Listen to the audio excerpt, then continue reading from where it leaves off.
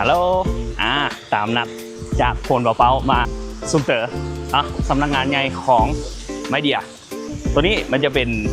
สำนักงานใหญ่เนาะโบแมนโรงงานผลิตเดี๋ยวตอนแรงเดี๋ยวพี่ๆจะพาเข้าไปเบิ่งโรงงานผลิตสินค้าทุกรุ่นเลยเนาะมีตู้เย็นตู้ซักผ้าแอร์บ้านตู้แช่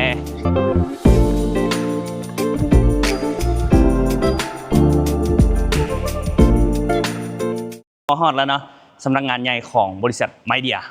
ไปกับพี่ๆกันเลยเดี๋ยว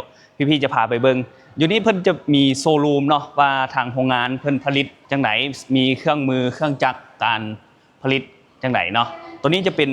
สำนักงานใหญ่ที่สุดของบริษัทไมเดียเลยเด้อเข้ามาจะมีเพิ่นจะโชว์หน้าจอตัวนี้ให้ว่ามีเครื่องมือมีอุปกรณ์การผลิตกันจังได๋สำนักงานใหญ่ของเพิ่นแม่นอยู่เมืองซุนเตอร์เนาะตัวนี้เป็นเมืองของเป็นตัวที่ใหญ่ที่สุดเนาะนี่ก็เป็นทีมงานของห้างค้าเครื่องใช้ไฟฟ้าแอร์บ้านเนาะอยู่ทางภาคใต้ภาคเหนือเขาหลวงเวียงจันทร์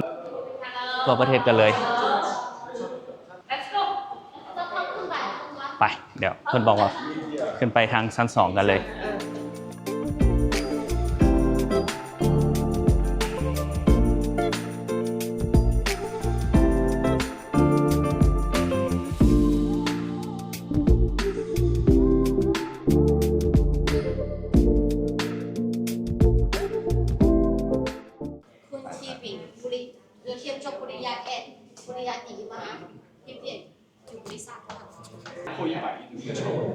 เพราะว่าตัวนี้มัน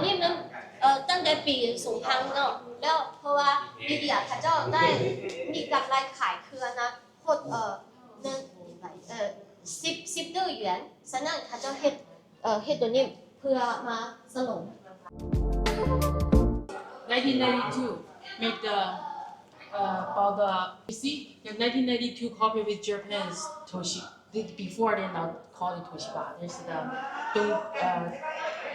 in Japanese Dongzhi. Japanese the company name is Toshiba. In 1992 they cooperate and gradually they bought this brand, especially the air conditioner. แต่ปัจจุบันนี้ยังซื้อแต่3%มาคน1999เขาเจ้าก็ขายครึ่งให้มีบวน20%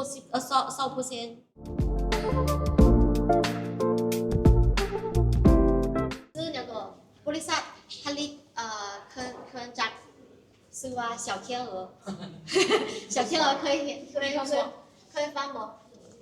มันปีกา那个标志是一个天鹅对มันเป็นโลโก้มาอันนี้จะสะพานนี้พอนี่说介绍一下这边呢就是一个售在越南平阳建立的第一个海外的小